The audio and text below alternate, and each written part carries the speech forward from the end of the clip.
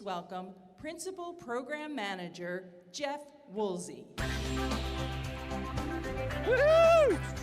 Yeah! Oh yeah, we're time to have a party. How's everybody doing? Oh, I love it. This is what I wanted to hear.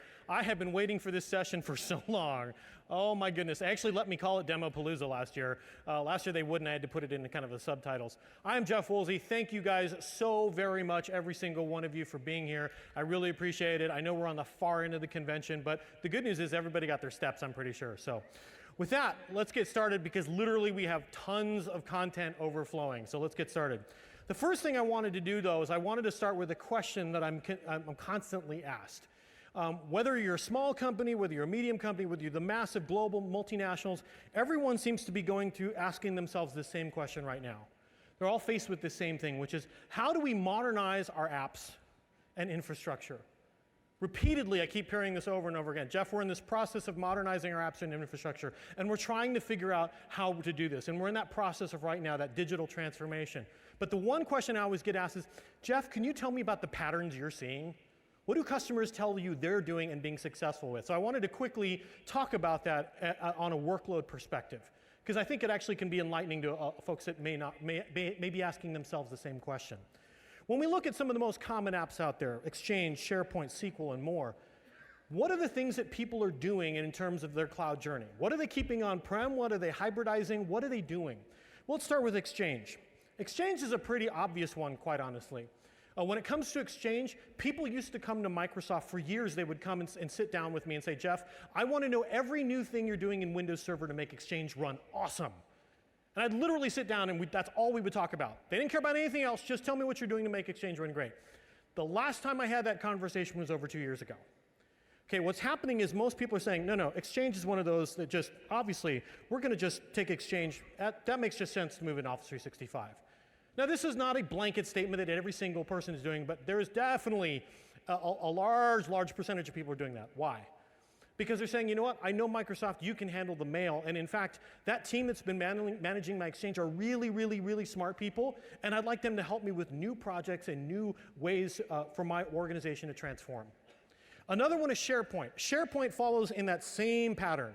Okay, there are definitely lots of people going, wait a minute, if I'm going to move my Exchange up there, I'm going to put my SharePoint up there. Absolutely makes a ton of sense. And I'm not saying that there isn't SharePoint on-prem. Definitely that's still out there.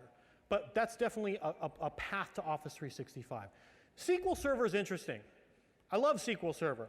SQL Server is something we're actually seeing going into both places. I see people saying, oh, we are absolutely moving into Azure SQL. Why?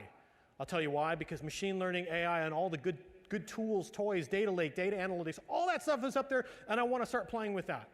And there's also some folks who say, but I've got some SQL Server. Guess what? It's never going to go to the cloud, at least not for the foreseeable future. Great. That's cool. Totally get that. It also means that if you are modernizing this stuff on premises, then you are going to have to think about infrastructure, and we're going to be talking about that quite a bit today. Of course, you got AD. AD is another obvious one where people go, look, I'm absolutely going to modernize to the latest versions of AD, Windows Server 2019 AD, get the latest TLS 1.2, get the latest security, get the latest crypto, get the latest ciphers and all that, but you absolutely better believe I'm going to synchronize this with Azure AD. This is the biggest no-brainer in the history of man. Why? Because I have consistent identity management. Okay, it makes it really easy to do that end-to-end management. So that one's just happening, okay? Web server, another pretty obvious one. That one moves real easy into Azure. But of course, if you got legacy apps that are running on-prem, I can see why those stay on-prem as well. You have file server. File server, very interesting. So we introduced Azure File Sync over 1.5 years ago, and man, this sucker is really growing in popularity, hugely popular. And in fact, with Azure File Sync now, what you're basically saying is, look, I'm going to keep running my file servers on premises because I want to run them as a hot cache. I need them here because all the files that we're constantly accessing, including really big ones, I want them available really fast here. But at the same time, I absolutely want this whole bottomless storage. Okay? I spoke to someone yesterday who said, I have a 20 terabyte file server that's acting like a 100 terabyte file server. I said, tell me more. They said, that's Azure Files, baby. We love this thing. They said it's automatically tiering the old stuff that we don't touch. We don't have to figure it out. We don't have to go looking for it. We don't have to try and manage it. It's just figuring out what's the oldest stuff and moving it up to the cloud. And guess what? The best part is nobody notices.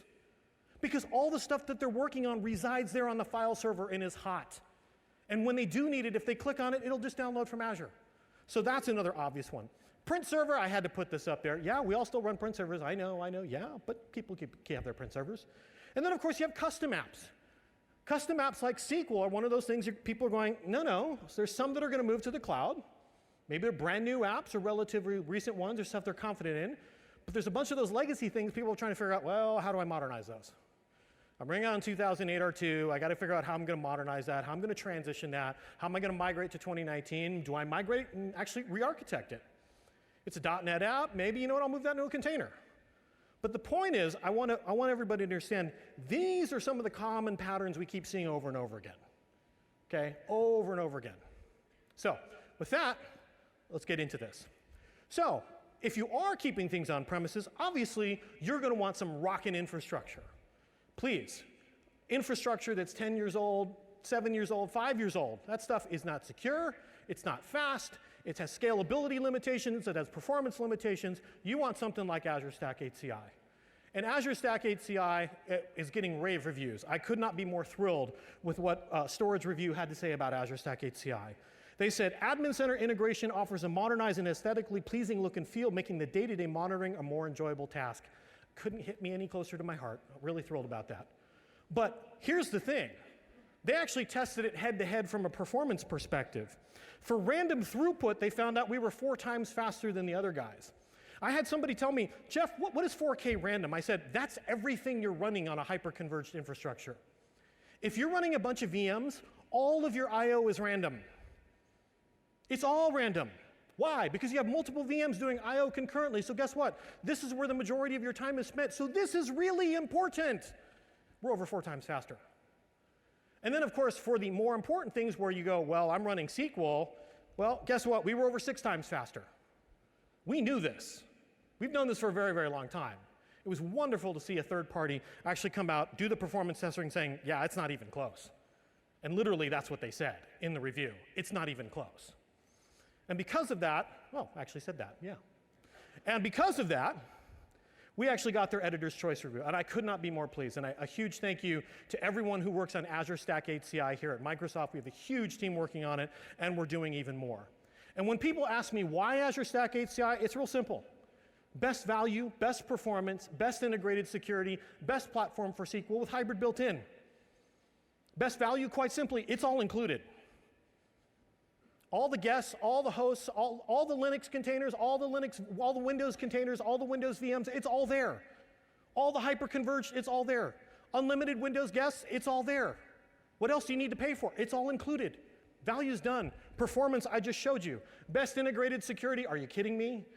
The stuff that we've been doing in Windows Server for the last many years, by the way, that's all trickling up into Azure, stuff that's from Azure has been trickling back down, we give to you in Azure Stack HCI.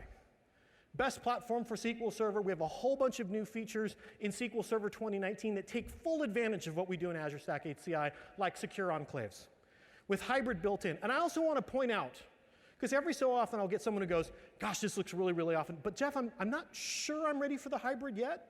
That's okay. It's right there. When you're ready for it, there's a button that says, turn this on and use hybrid. If you want to be completely disconnected and not do any hybrid, don't do it.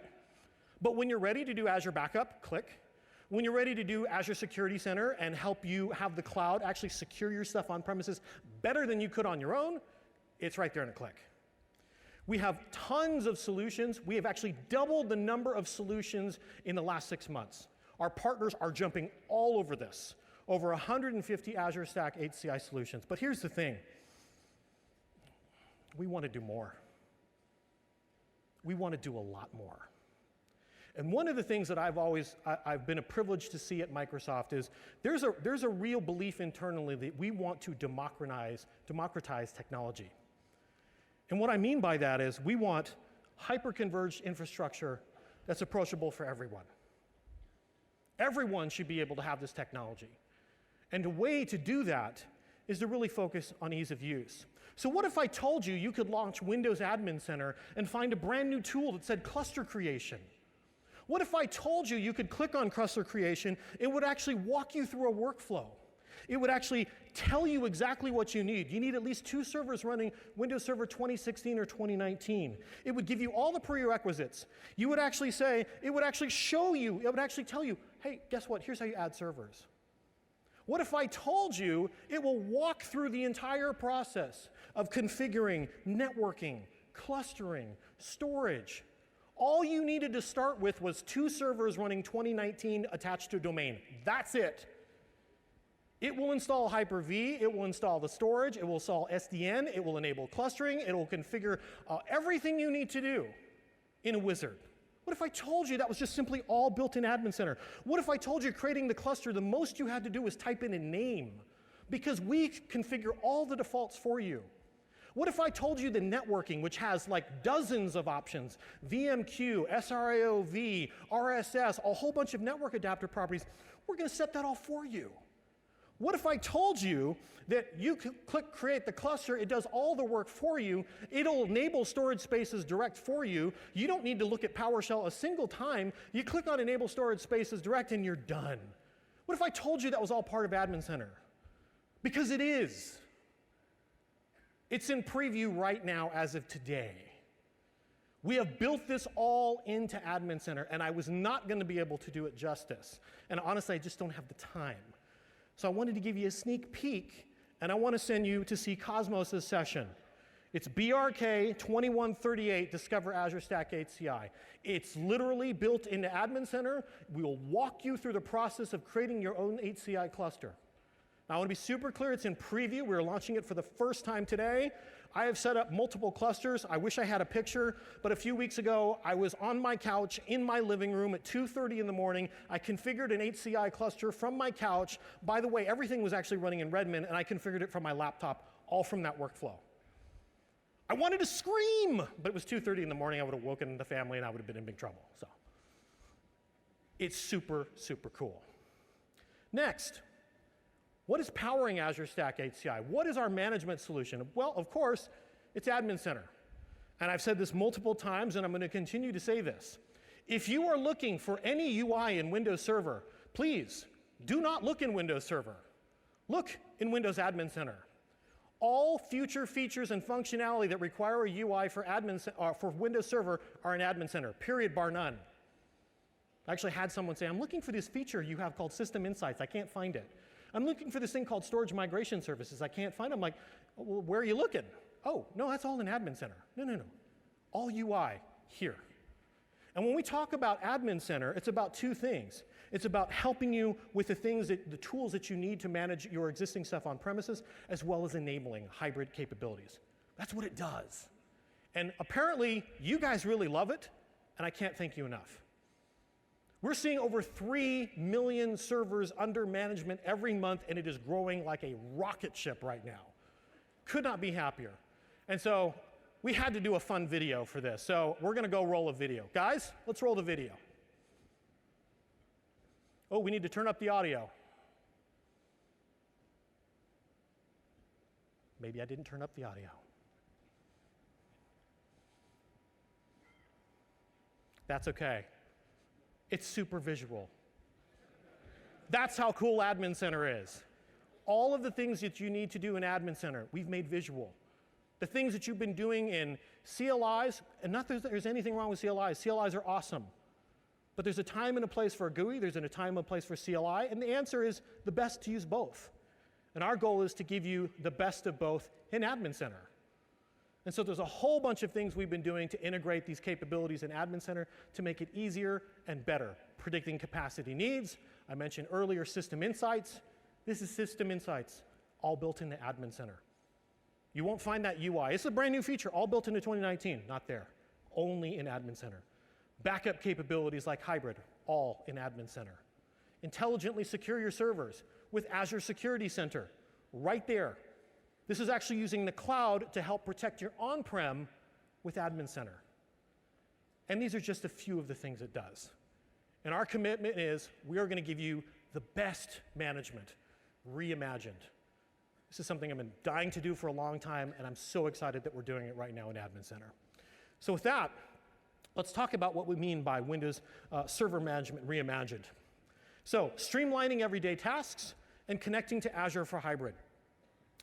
By the way, I want to point out on the left-hand side, you're going to see these little green rectangles every so often in case there's a specific session you want to check out. I want you to know where they are. So the left-hand side, like I said, Admin Center streamlining everyday tasks. That's Daniel on the left. The hybrid stuff on the right is actually me and Haley. We're doing a connect to Windows Admin Center Hybrid Unlocked. That's on the right-hand side. There's so much in Admin Center that we simply can't do it all in one session, so we've actually split apart by the things that Admin Center does. So I want to give you a quick tour of new tools because we have many. Let's start with Active Directory. Long-standing request for an Admin Center. Please give us some AD capabilities. Okay, so we started with the stuff that everybody does every day. Creating new users, groups, OUs, boom, right there. Click on the Create button, go to town. You can add your users, passwords, give a name, all that stuff. You want to add properties, passwords, you want to protect from accidental deletion, it's all right there. What about resetting passwords? Very common activity. Boom, we just put it right there in Admin Center. So again, all the common things you need to do in this beautiful, easy-to-use web UI. Then we have DNS. Everybody uses it. A lot of times we forget about it. It's not something we spend a lot of time on, but guess what? If you have to manage it, we don't want you using old, crufty stuff. We want the cool new stuff. So creating a new DNS zone is real simple. Create a new DNS zone, type in your zone names. You can create a new file, use an existing one, type in your zone file name, boom, create, and you're off to the races. So again, real simple, but all the everyday tools are getting this refreshing. DHCP, want to create a new scope? Boom. Want IPv4? Boom. Want IPv6? It's all right there. You want to handle leases, reservations? It's all right there. Simple and easy to use. And again, you probably don't use this every day, and that's fine. Don't want you to use it every day. But when you go to use it, I want it to be an enjoyable experience. That's what we're focusing on here. So that's DHCP. Now security is really cool because it's actually a very lightweight tool. You look at it and you go, there's very little here. What do you do on this, Jeff? Well, you click on New Scan, and you can do a quick scan or a full scan. And again, this is on a remote machine because you're running Admin Center on your Windows 10 box, your laptop, your desktop, but you're not running it on the server, so you're running this remotely. And so I've actually fired off a couple of them, and you can see that their progress is going on here. And no biggie, I'm going to close this. And you may be thinking, okay, Jeff, what's the big deal? Well, here's my protection history, no detected threats, so no big deal here. Oh, but the last thing I want to point out, this is running on server core. How do you run the security tool? How do you run Defender on server core? Well, we just made it real easy for you because we just target the server. It doesn't matter what the guest is running. It could be full with desktop, or it could be server core, just like that. So that's really cool there. Next, we have our partners at HPE. So we've had a ton of folks delivering a whole bunch of new value in Admin Center. And we've had this for years now. Data On, Lenovo, Fujitsu have been there, and it's been awesome having them. And in fact, Data On's up to version 3. Lenovo's done a pretty significant update as well. Everybody's been doing those. Well, guess what? We have 2 others that have joined the party this week, HPE and Dell.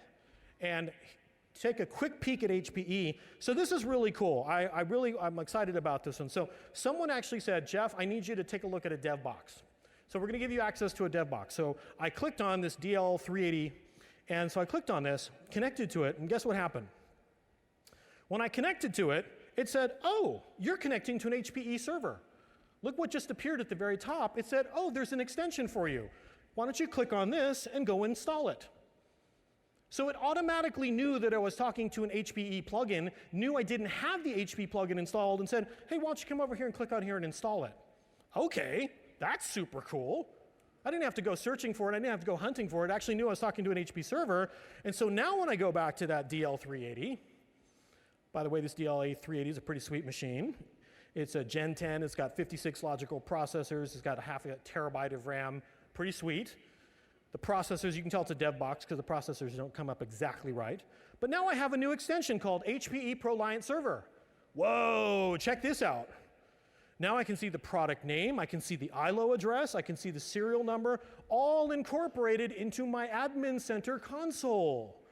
So my OS and my hardware are there together where they can and should be. And in fact, it says, oh, there's some system info commandlets for you that I need for this. Okay, no problem. I'll click on this. It takes me right to the exact right location on HP's support page. And guess what? I can now download and install these.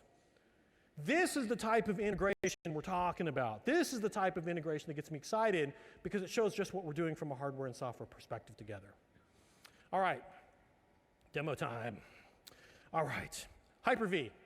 Got to point this out real quick. Hyper-V roadmap session, Ben Armstrong. He's going to be showing off some cool new stuff. That's all I'm saying. So, Hyper-V roadmap session later this week. All right, first thing I'm going to do is here I've got Silvernode 4.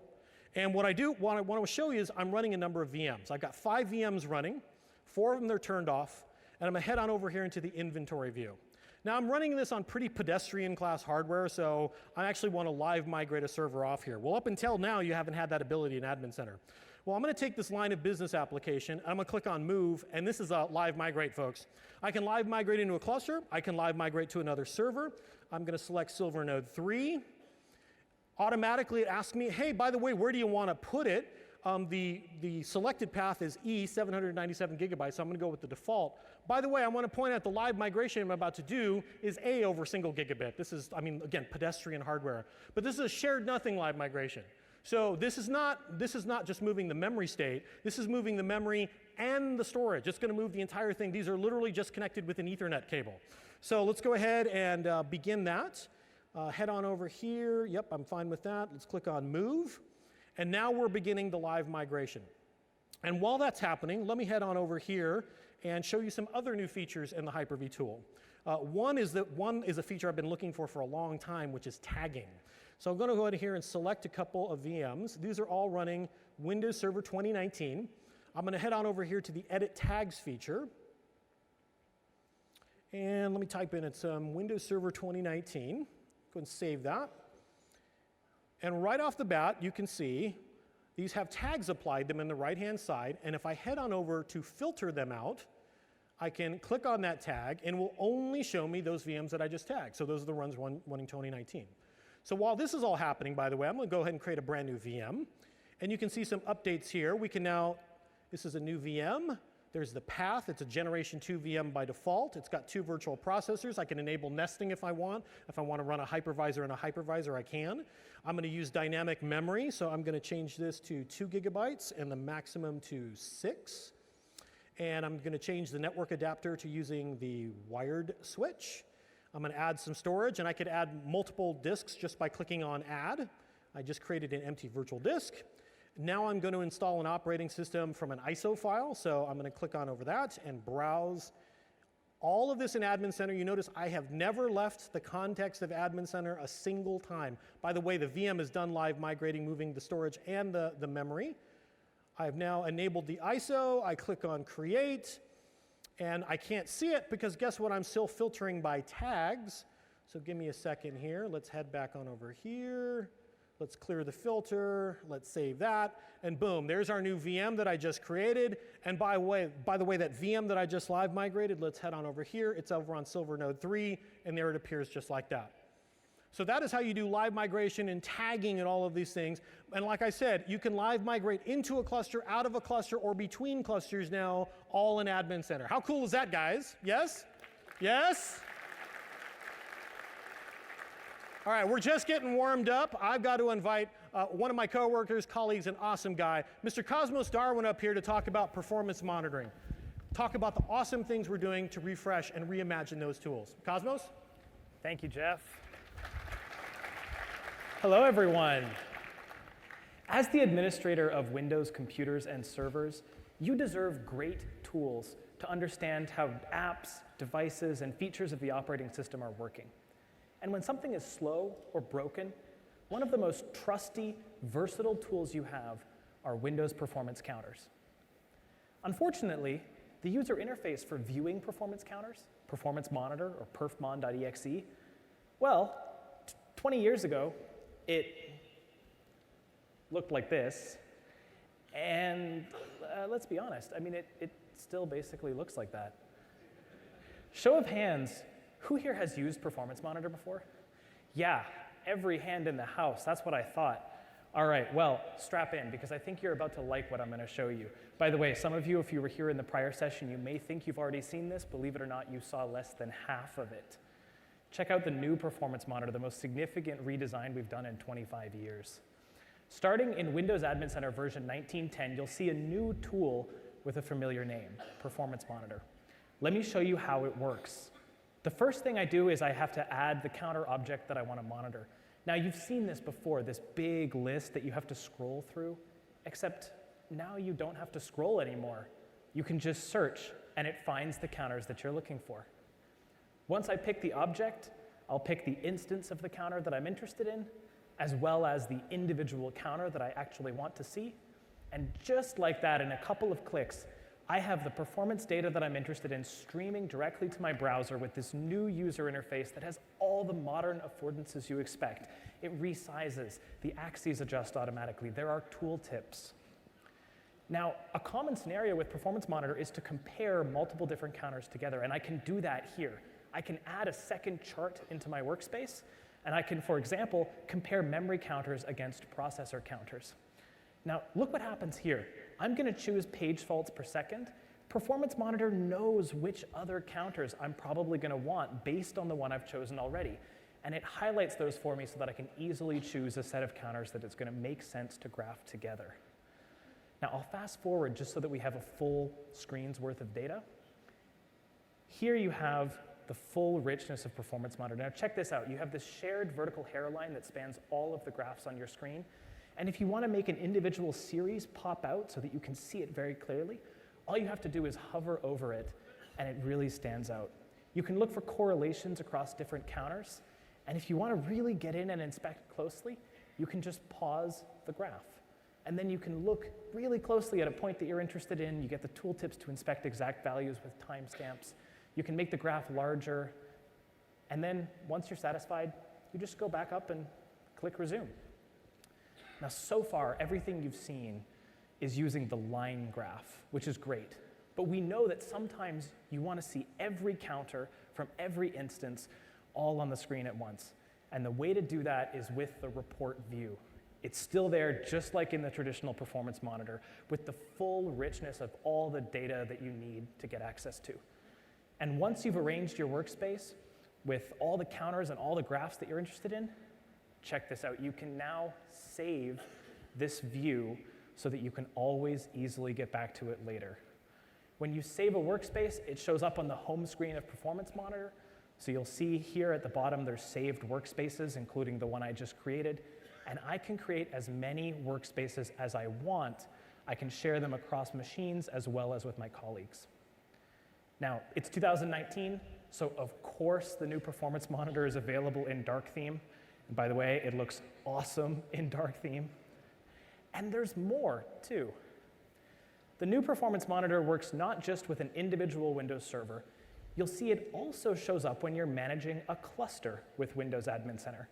The Performance Monitor tool shows up in the side list, and it works very similar to how it worked with one server, except here you have one additional picker. You'll see before you even pick the object, you can pick the source. In other words, which machine or machines in the cluster do you want to look at counters from? In this case, I have a 3-node Azure Stack HCI cluster, and I can easily get counters from all 3 of those in Performance Monitor. So if I'm interested in, say, the Hyper-V Dynamic Memory VM counters, you can see here's the 8 virtual machines I'm running on this Azure Stack HCI, even though they're on different servers within the cluster. All of their counters come into one view, and I can do something like, for example, see all the dynamic memory counters for every VM running on this cluster in one report view, even though it's multiple machines worth of data that's being stitched together. Now, sometimes the line graph and the report graph are not the perfect way to look at a particular situation, especially if you're looking for imbalances or outliers. You're trying to find which device or app is behaving differently than others. So the new Performance Monitor also introduces new types of graphs, like the min-max graph.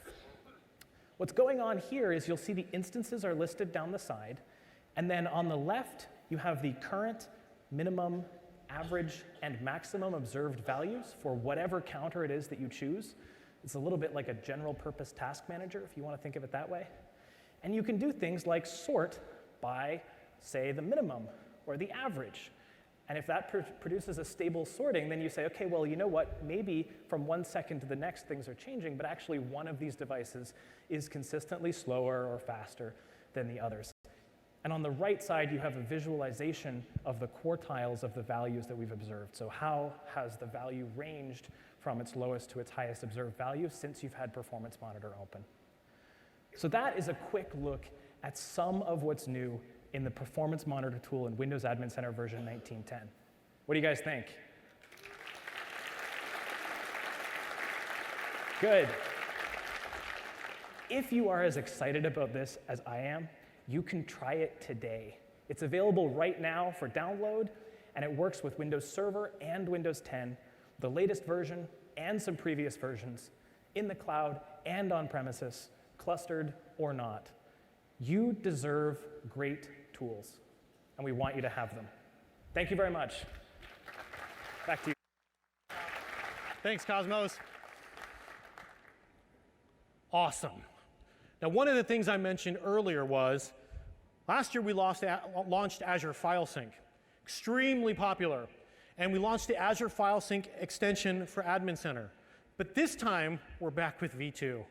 Oh, it's time to do some more demos. Let's rock and roll. All right. So the first thing here is I've got a Windows Server file server, and it may look like the Azure File Sync Admin Center plugin that you're used to seeing. I'm going to head on over here. I can click on Setup and start to begin the whole setup process for File Sync. And you're going to notice it's quite different, in fact. Right off the bat, I have the ability to set up my subscription information. I can choose my resource group. I can choose my storage sync service. That's all good. I can choose my Azure File Sync. And I can actually set up the update policy, whether it's 21 updates or 21 days or when a new one's available. I'm going to click on Setup, and literally right now, it's going through the process. Again, I am remotely talking to a file server. Okay? It's going through this process right now of installing the agent, registering the file server with Azure. It's going through that process and doing it all from my local laptop, talking to the server. So I didn't RDP into a file server or anything like that. This is all just happening. And you can see it's successfully set up in Azure File Sync. And boom, I'm right here in Azure File Sync. Last year, this was multiple steps. It was lots more steps. Now it's all managed through that. Now, if I actually want to take a look at what you need from a planning perspective, since this is a common question, we put the link in there. Another common question was, Jeff, proxies and firewalls. Guess what? We put the link in there for that as well. So I can click on that. It tells me everything I need to know about proxy settings. But the best part is now I can sync folders all right here in Azure File Sync. So in the past, I had to go up to Azure at this point and configure which files shares that I wanted to sync with Azure. No more. I can do all of this right here in Admin Center, click on Sync a Folder. Now I actually can go and browse my file share. Let's go to my data volume. I'm going to actually pick the marketing folder, click OK. And now I have the option to click on Tier the least access files to the cloud. And you notice, by the way, this is a real-time setting below for tiering. So you can see right now it says 20% volume free space. So what that means is it's going to make sure that there's at least a 20% volume free space. If it's not, it's going to actively begin tiering. It's going to look for the oldest files, the tiles that haven't been touched, and start to tier those. But what's cool about it is you go, well, 20%, but if I wanted to change that, say, let's make that 30%, or let's say I wanted to actually make this a 50%, we'll automatically show you on the fly we're updating all that. I'm going to keep it at the default of 20%. I'm going to create a brand new sync group. One second here. And just like this, I have now configured the actual folder that I'm going to share. I've configured tiering. I've configured Azure and the file share that it's going to sync with. Now I'm going to go with the existing AS1 JWX. I have everything I need to know. There is my Azure region. There's my resource group. And now all I have to do is click on here to set up sync. And basically now what it's doing is it's prepping the storage count. It's updating Azure with all of this information, communicating through the Azure Resource Manager. And now we have successfully set this up. And so now it shows at the bottom below. We can see that cloud tiering is enabled. We can see that the tiering policy right there is at 20%.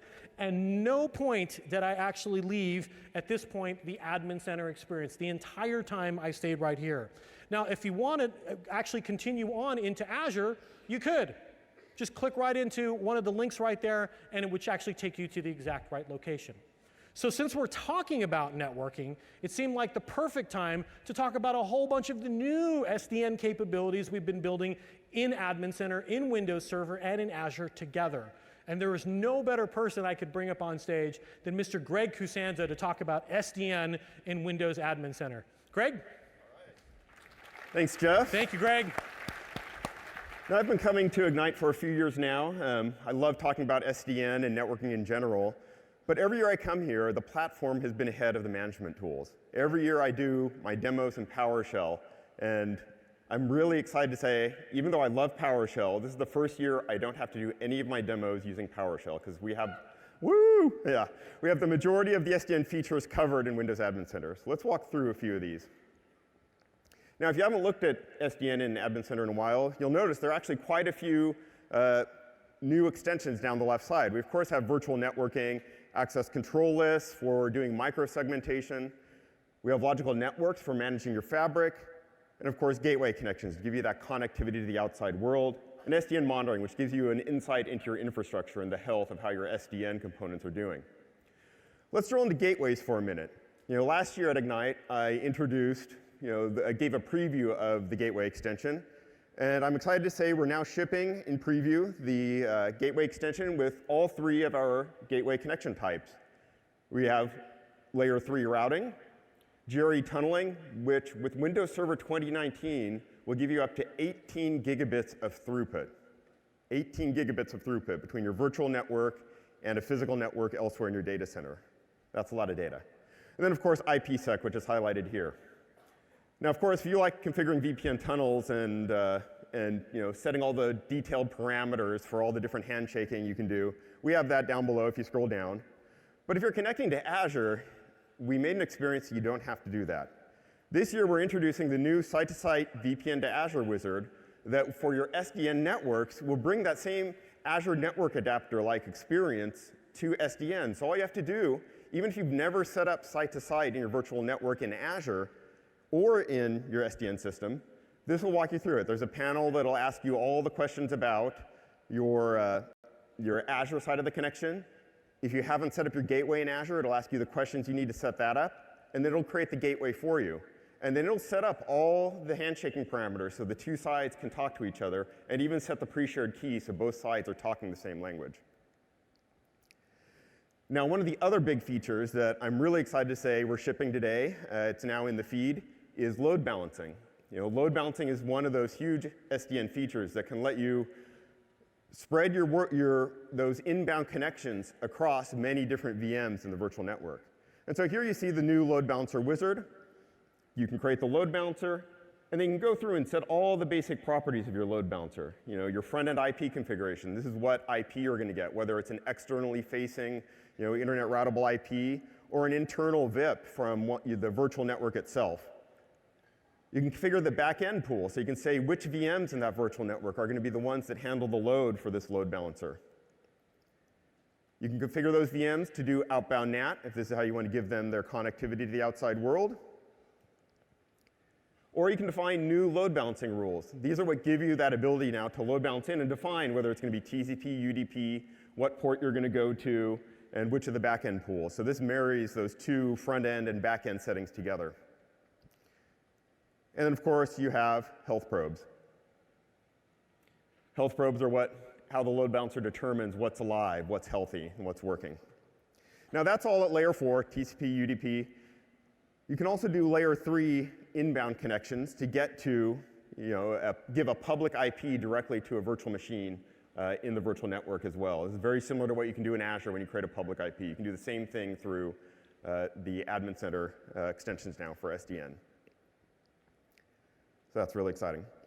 So that's enough about SDN. Oh, there's the public IP address wizard. Let's shift gears a bit, move on to something else about networking that I'm really excited about. We've heard from a lot of you that are migrating your VMs into Azure, that it's going well.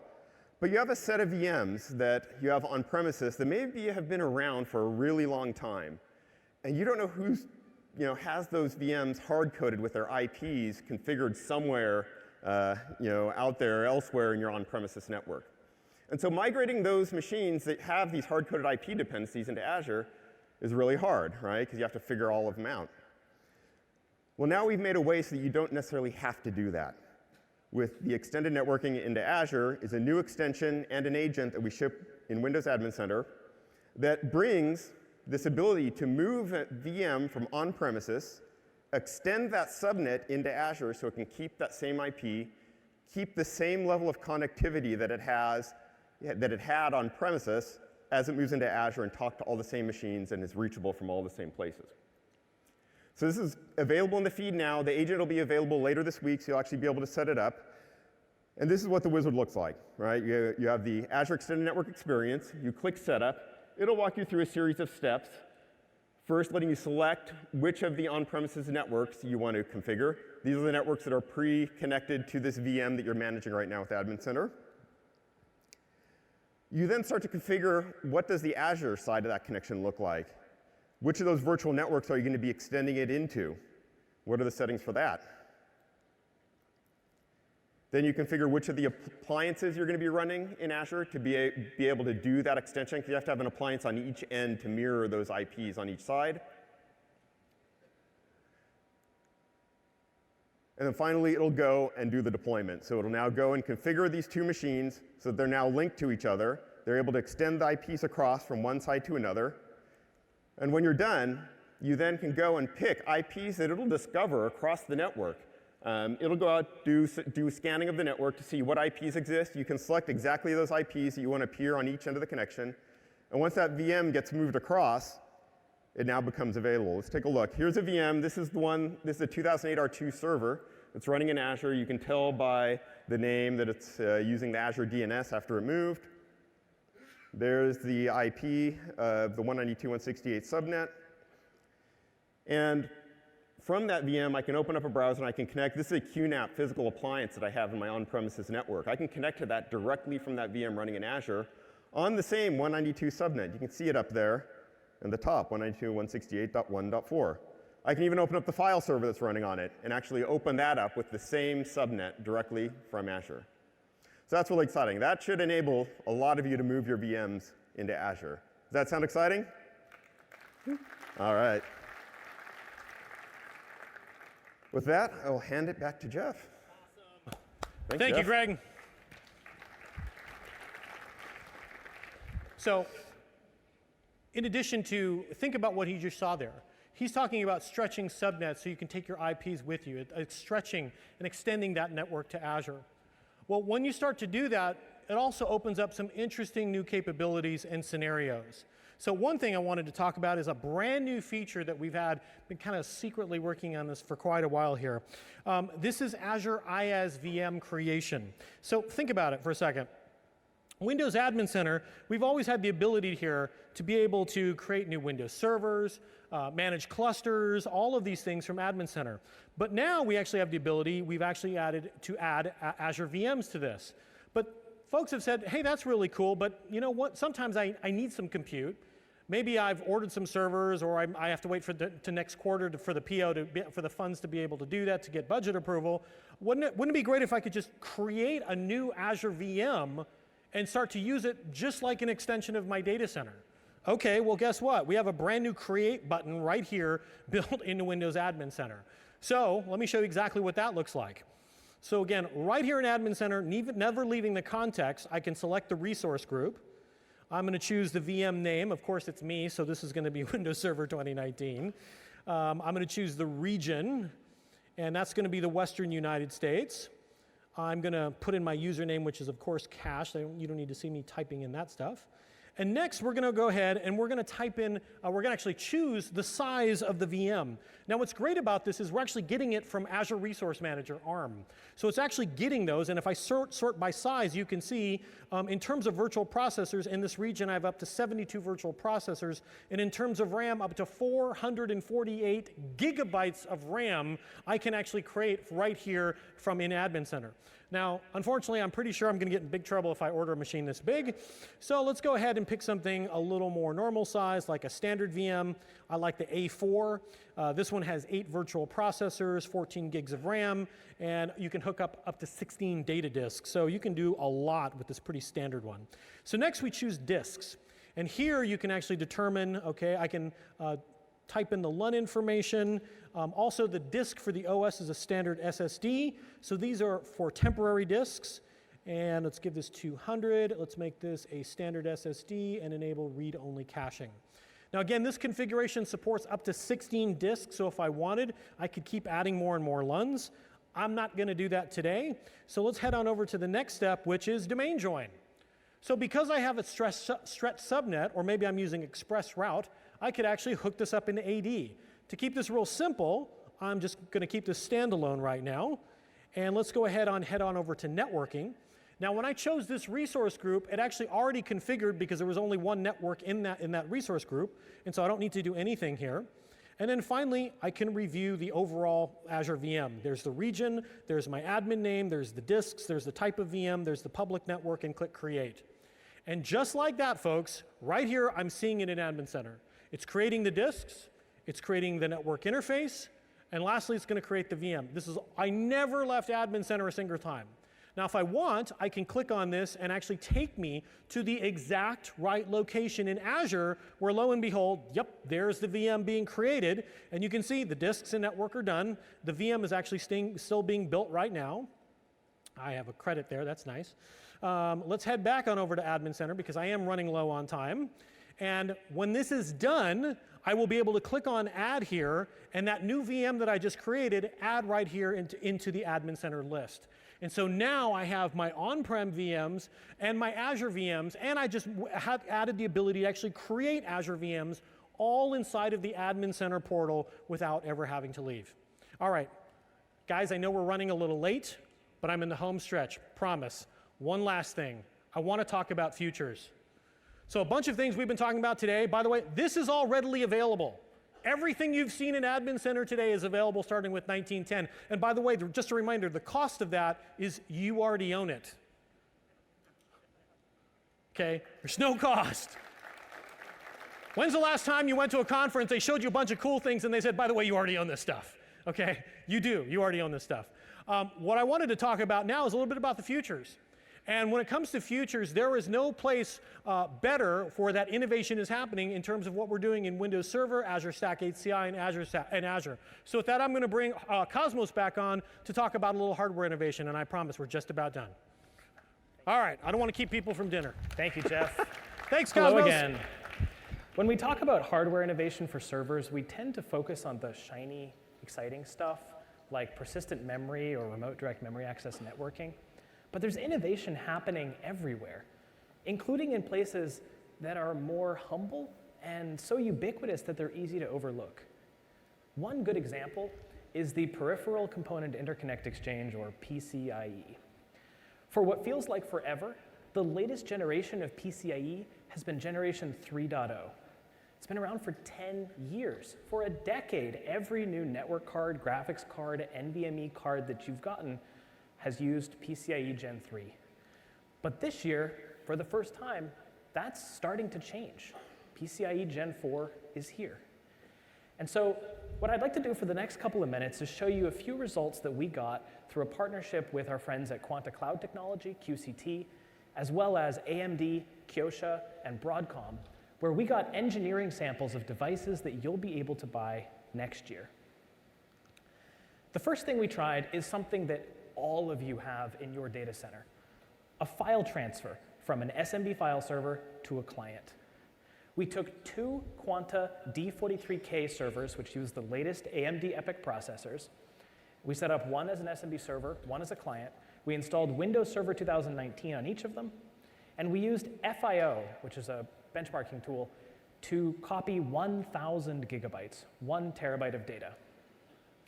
First, we used a Broadcom network adapter, the latest one they had, that's 100 gigabits per second. And the transfer took about 90 seconds. That's not bad. A terabyte transferred in a minute and a half. Now, it turns out 100 gigabits per second is roughly at the limit of what you can do with PCIe Gen 3. Any more than that, and you become bottlenecked on PCIe itself.